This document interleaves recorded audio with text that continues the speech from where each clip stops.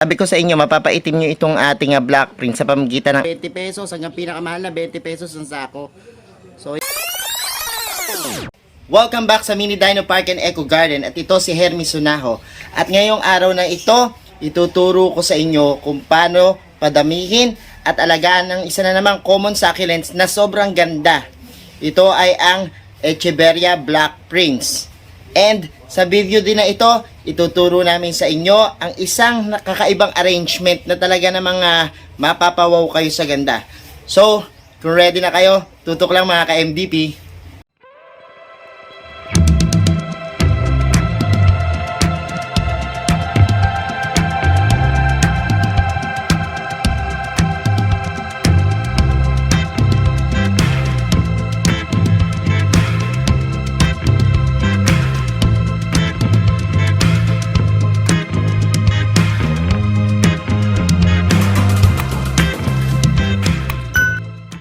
So we're back mga ka-MDP. Napansin ko dito sa garden natin na napakarami naming black prints. And today, meron akong na-discovering isang arrangement na talaga namang pwedeng-pwede sa ating mga black prints.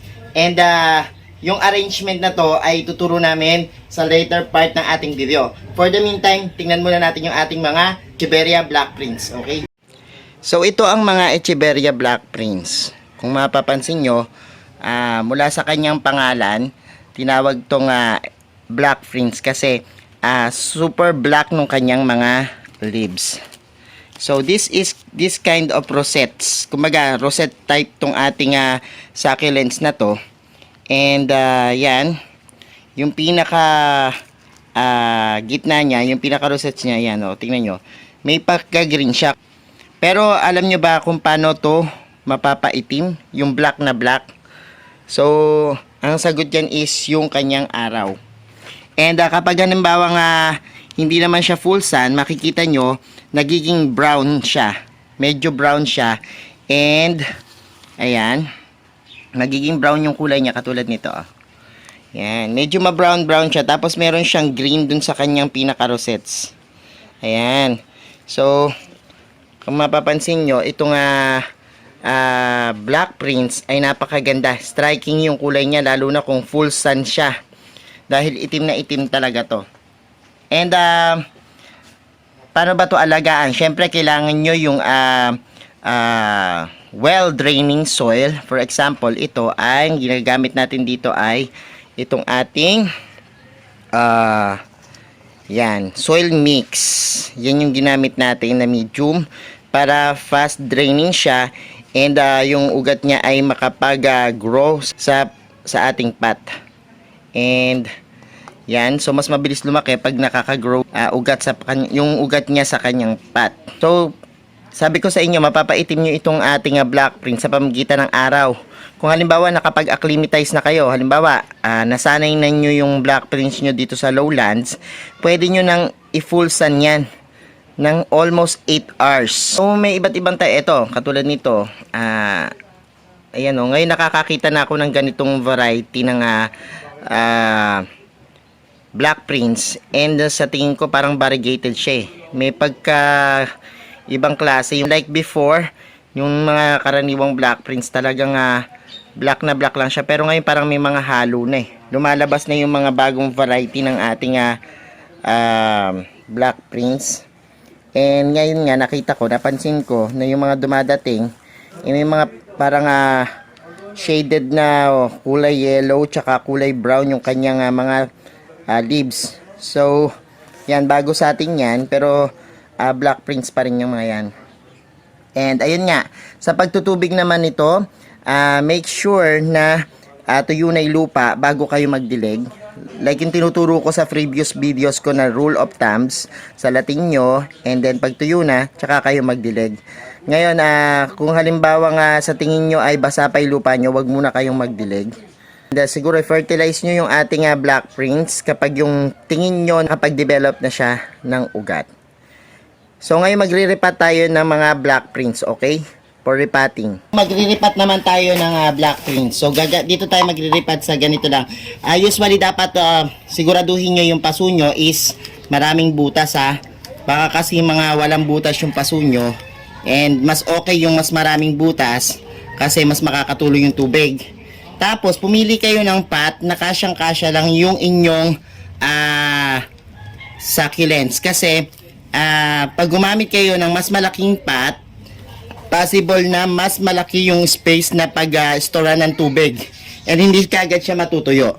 So yun, tips lang, kapag gagamit kayo, yung talagang kasya lang. For example, itong 3x3 nating pots na merong para dito sa succulents, yan kasyang-kasya lang yan dito sa ating 3x3 na pot. So ayan, ito yung ating Black Prince, and iriripat natin siya dito sa ating 3x3 na pot. So ito ang gagamitin natin, syempre ang ating MDP soil mix.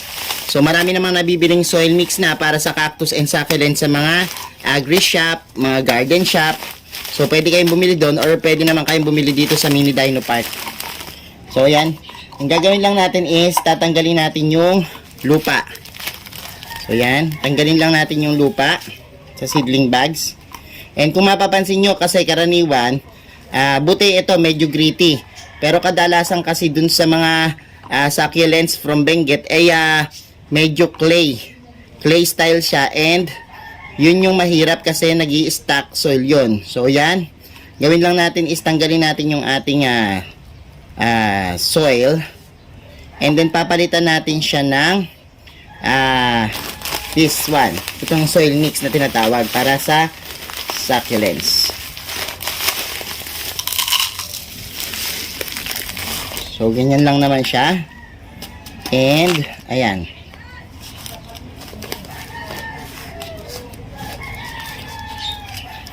So ganyan kasimple lang, and gilid naman.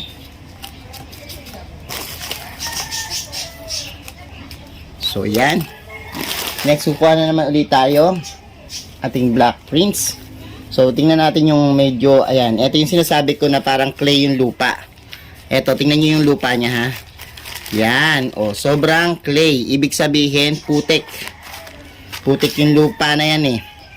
So yan, minsan kasi kapag ito tumagal dito sa lowlands, titigas yan.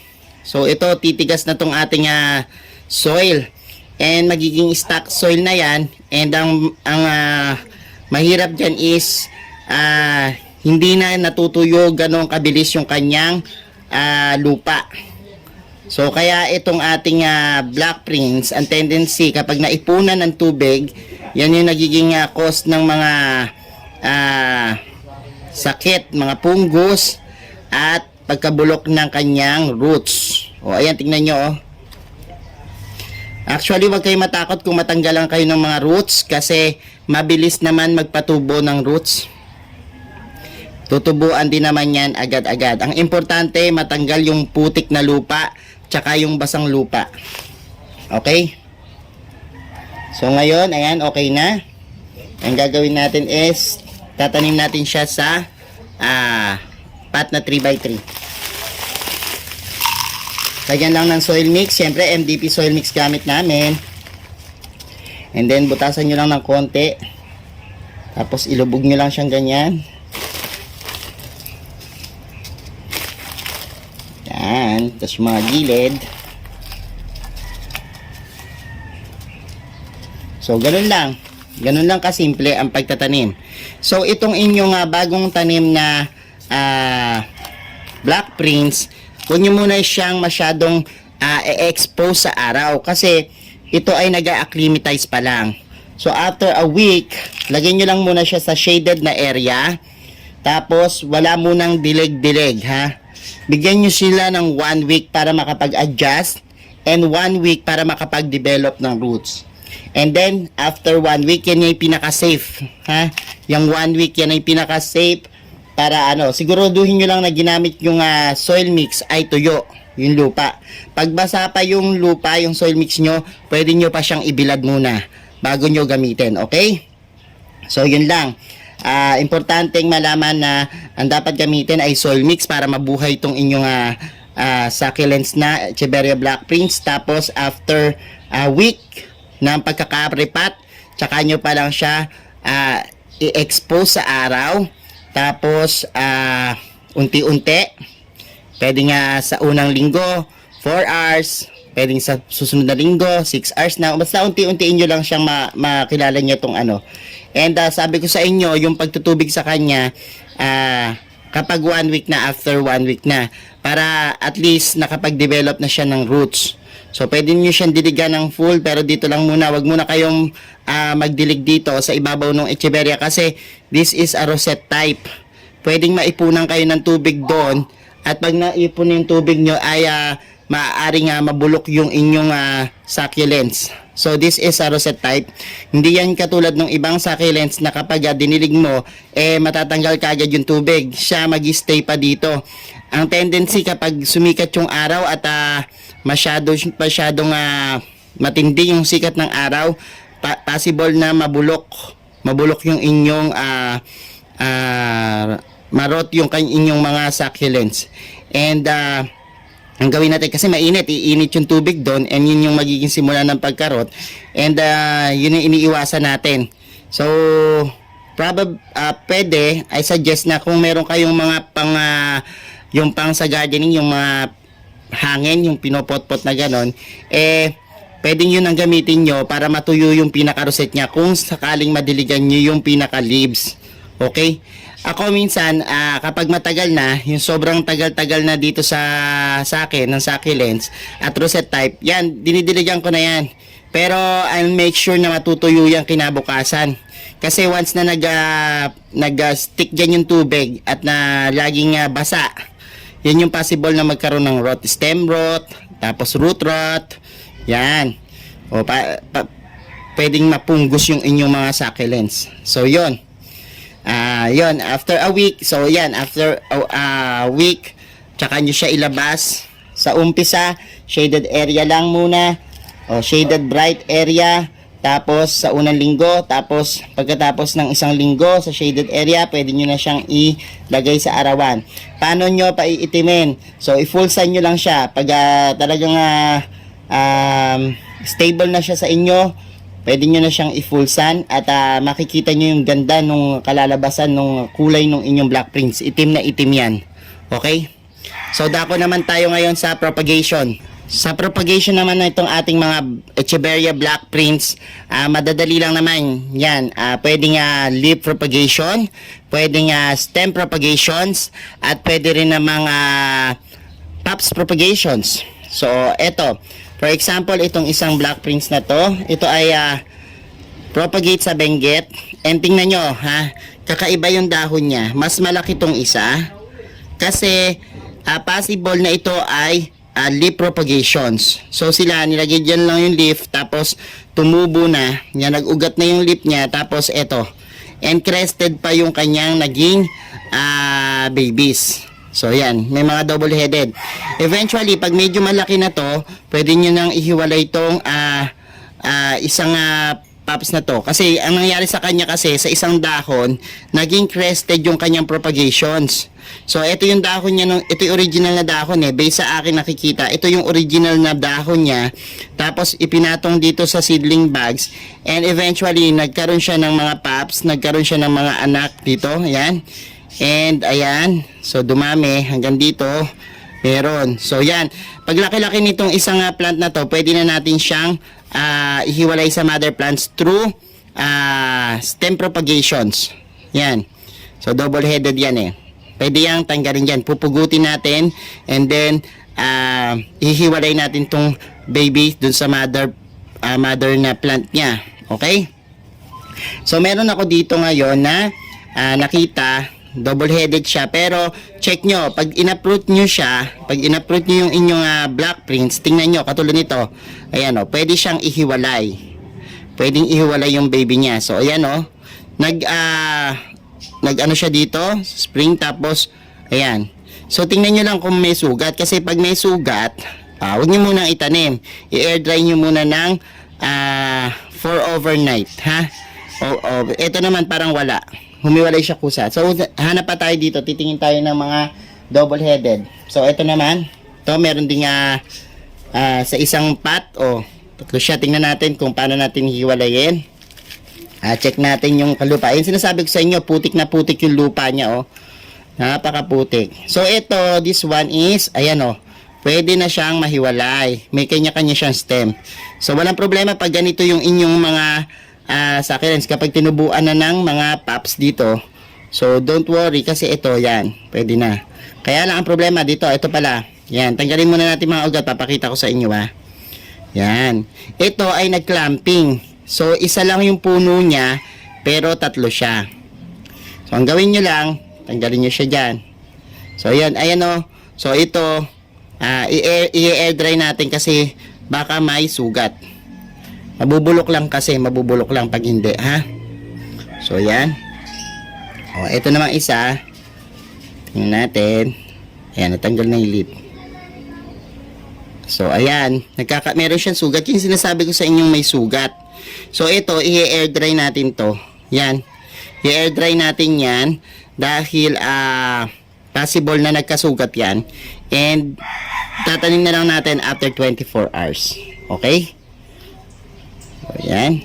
So, ito, ganun rin. Ito kasi, kanina, di ba, nakahiwalay naman. Pwede na natin tong i-repat.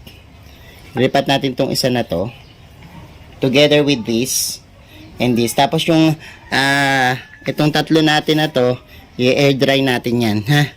I-air dry natin. Ngayon, kung gusto niyo leaf propagation, kaso ako hindi ko na i-recommend sa inyo kasi sa Benguet talagang mabilis mag leaf propagation dahil ang ganda ng klima doon. Dito sa atin medyo matagal lang ang aabutin. Pwede naman, kaya lang medyo matagal lang. Mag-iintay lang kayo. So tingnan pa natin baka meron pa dito pwedeng i-propagate. So, yun lang yung nakita natin na double-headed and iyon. So, ito namang ating mga black prints kasi kapag yan nakita nyo, tutubuan yan dito ng babies or pwede ito tumaas din katulad ng imbricata ng rose cabbage. Ganon din naman kasi yan. Halos parehas din. Kaya lang sa imbricata kasi makikita mo talagang nagiging puno eh. Dito kasi pasupling-supling na eh. Pasupling-supling na kagad bago mag-clamp. Bago tumaas. And ayan. So, tanggalin nyo lang. Pag nakakita kayo ng dry leaves, tanggalan nyo lang yung inyong mga, yan, yung inyong mga black prints. So, huwag nyong pilitin minsan kasi hindi pa kasi ito yung tuyo, tinatanggal na ng iba. And, hayaan nyo lang muna siyang matuyo, tsaka nyo siya tanggalin, ha. Kasi, importante yon na hindi kayo makapag, gawa ng sugat sa mga succulents, okay?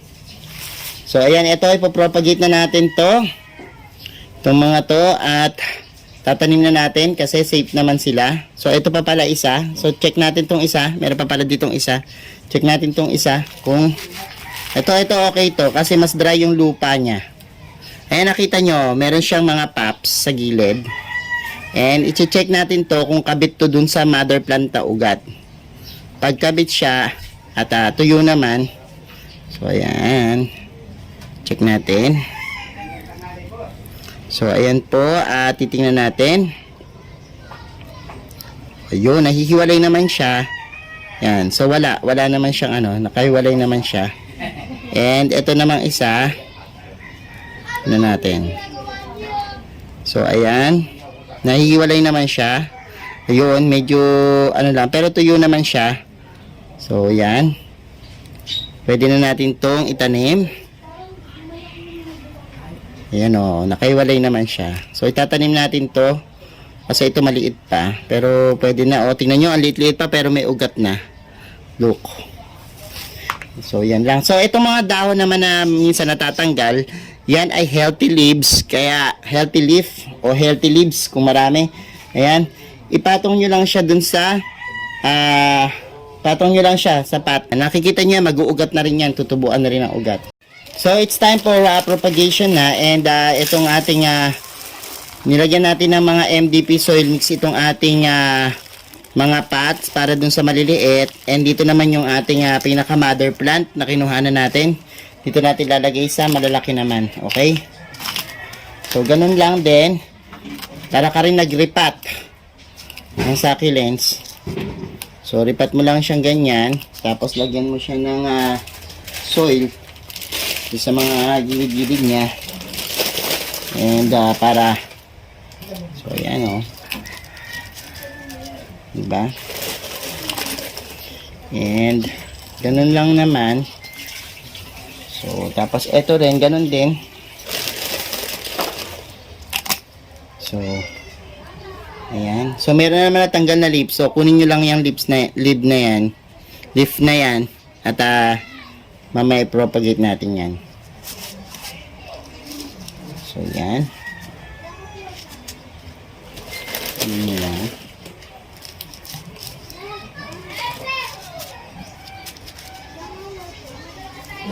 Yan.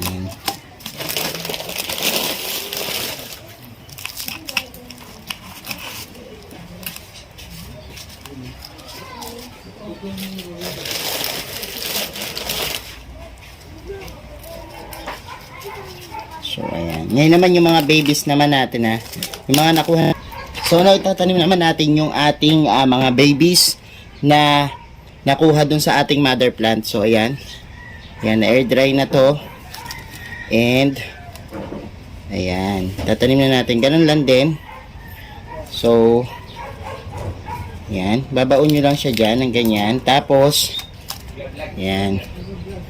Ano na natin, natanim na natin tong ating mga maliliit na plants, yung mga galing sa pops dito sa ating Black Prince. And ayan, and makikita nyo na ito ay maliliit lang pero eventually lalaki din ito. So ito, after nyo maripat, lagyan nyo lang muna sa shaded bright na area. Tapos ganun din after 1 week kasi may roots na naman ito eh. So after a week, tsaka nyo siya lagay sa naaarawan, okay? Sa leaf propagation naman, kukuha lang kayo ng lupa. So, sa leaf propagation naman, ayan, kuha lang kayo ng isang parang flat na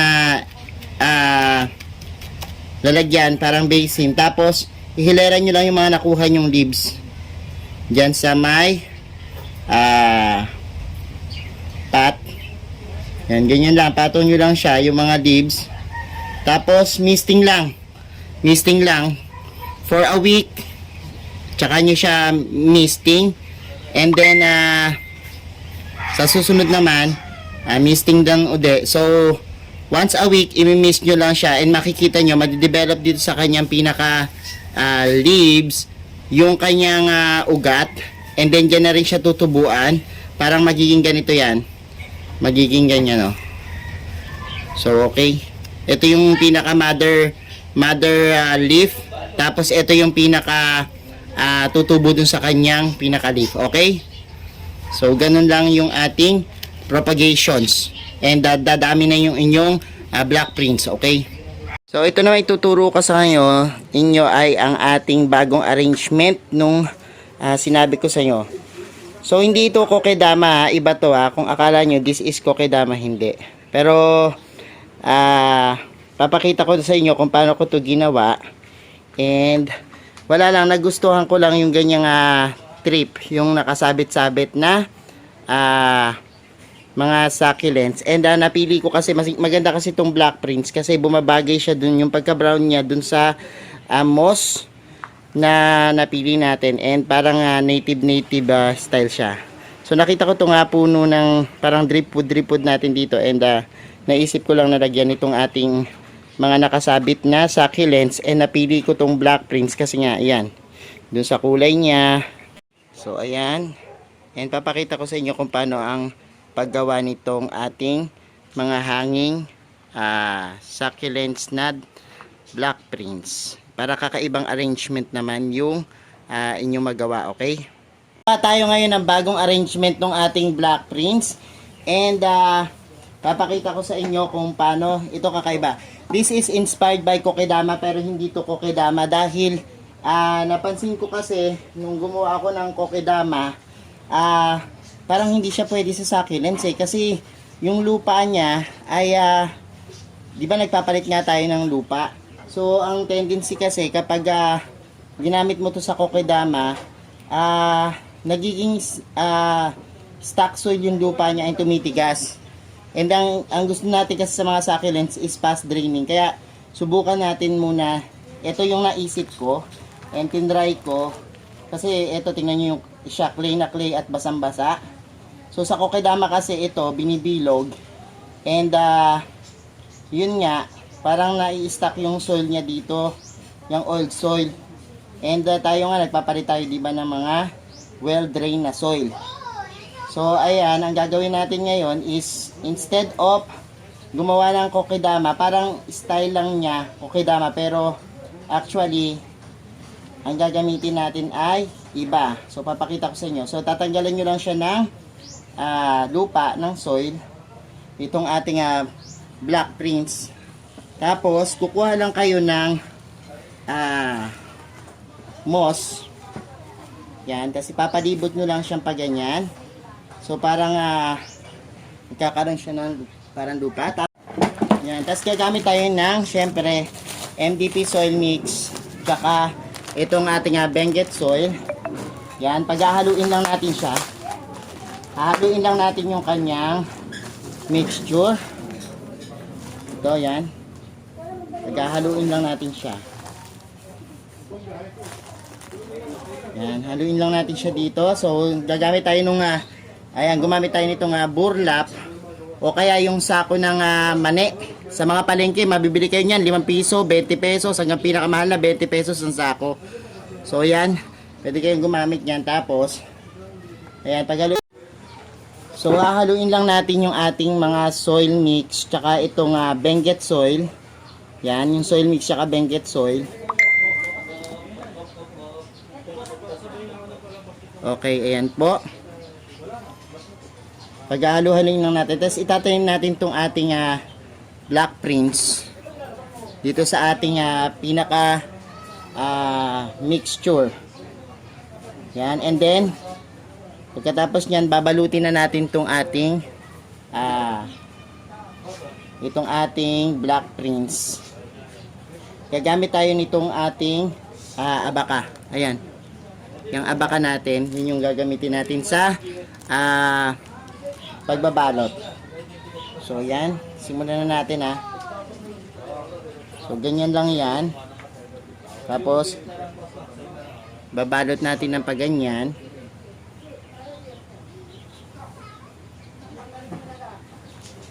Ayan, tapos ito naman isa.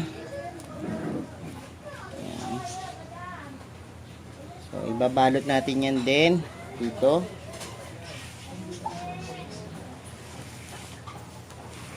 Ayan.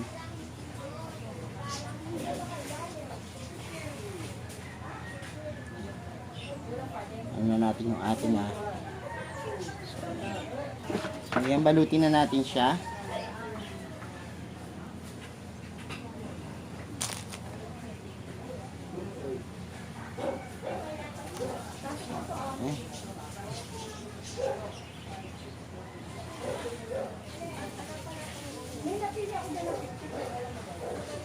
Medyo masalimuot lang kaya lang, pero maganda naman yung kakalabasan nito. So, gupitin na natin siya. And then, ibubuhol na natin to dun sa ating abaka.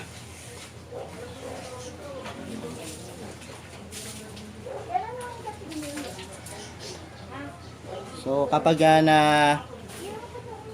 nakabuhol na natin, yan, tsaka natin siya bibilugin. So, yan. Bibilugin lang natin siya ng ganyan. Tapos, lalagyan na natin siya ngayon ng moss sa paligid. Yan, tsaka natin siya tatakpan. Actually, parang kokedama siya. Kaya lang, ang pagkakaiba nito sa kokedama kasi, ang pagkakaiba lang sa kokedama kasi, yung kokedama, ang ginagamit nating soil, yung malagkit, para bumilog siya. But this time, meron tayong nilagay na burla para yun yung maging silbing niyang pot dun sa ating gritty soil na gagamitin. Okay?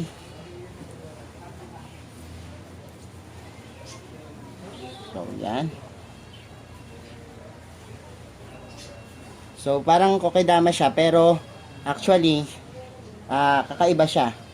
Kasi ito, meron tayong burlap na ginamit na magsisilbing pot ng ating potting soil mix. So, tatalian lang natin siya. And, bubuhol lang natin siya. Okay?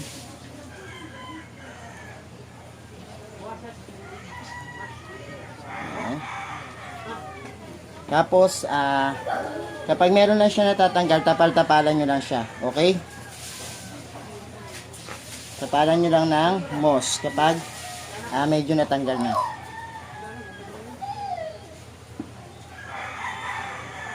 Ikut-ikutin lang natin siya, ganyan. Tapos, ayan, kakabit lang natin.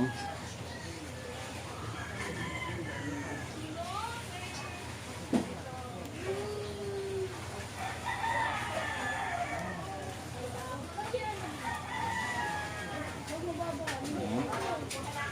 Tapos, gupitin nyo muna siya, tapos, para maibuhol nyo muna.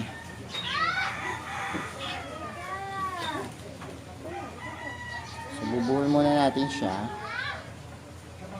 Ayan, ayan. Tapos bilugin na uli natin siya. Bilugin nyo na uli. Ayan. Bilog nyo na uli yung inyong arrangement. Ayan. Tapos pag nabilog nyo na, final na natin uli ng tali. So, ano yun rin to, yung mga naiiwan dito na mga yan, pwede nyo tapalan yung mga moss, yung mga naiiwan ha. So, ganun lang. Tapos, ayan, mga nasa ilalim.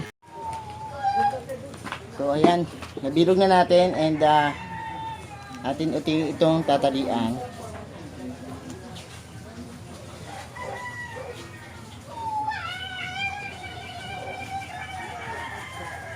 Para mabilog na siya ng tuluyan. So, ito pang isa medyo wala.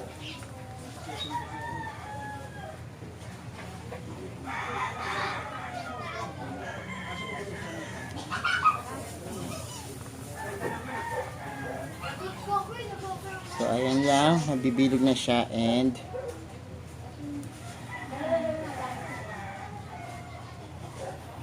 ganyan lang naman yung itsura niya pag nabilog. Yan. Medyo hindi bilog. Pero mamaya papatay niya. Pwede nyo naman niya ayusin kapag ready na. Pwede nyo siyang ayusin kapag ito nyo lang yung tali.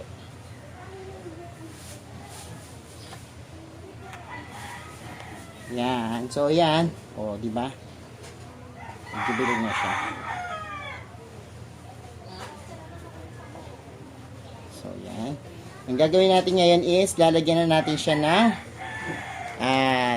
tali. So, gagawa kayo ng tatlong equal na mahahaba na tali. Skupitin nyo lang siya.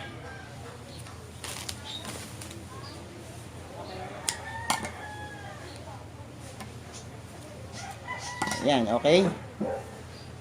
Tapos, kabit nyo lang sa tatlong side. Yan yung sa mga kalakalahati. Yan. Buhol nyo lang muna. Yan, sa isang side. Tapos, sa isang side naman uli. Yan. Buhol nyo lang siya. Ilalagay nyo lang to. Tatali nyo lang dito.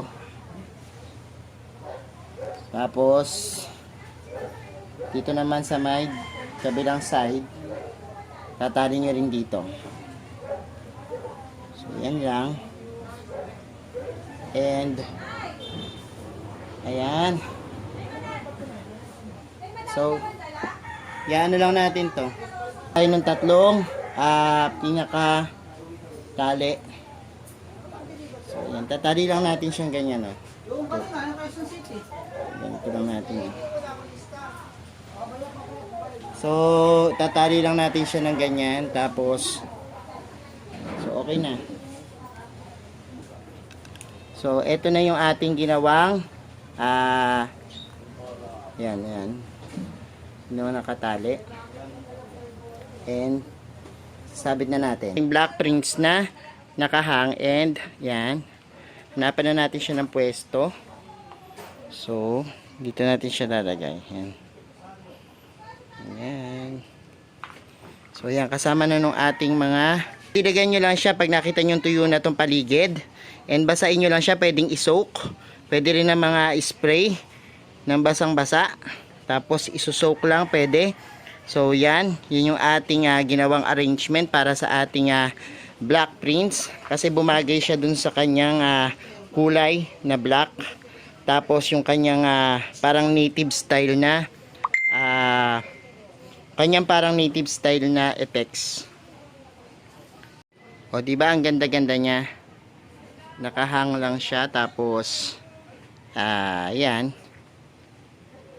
Gandang tingnan. So, ayan mga ka-MDP, napanood nyo na kung paano alagaan at paramihin yung ating mga black prints. And nakita nyo rin yung kakaibang arrangement na ginawa namin para magandang tingnan. Ayan, mga nakahang na Echeverria Black Prints. And shout out kay Sir Florence Kevin, kay Ma'am Rita CN, kay Ma'am Therese, at kay Winwin. Happy birthday, shout out sa'yo. At saka sa iba pang nanonood nating viewers. Kung gusto nyo i-shout out namin kayo, please comment lang po dito sa ating video para sa susunod na video ay mabati namin kayo. Salamat sa laging panonood sa aming videos. And kung di pa po kayo nag-subscribe sa ating YouTube channel, subscribe na po kayo. And follow nyo rin po kami sa aming Facebook page para lagi po kayong updated sa aming latest videos. Again, this is Hermes Unajo. Mga ka-MDP, happy planting. Bye-bye!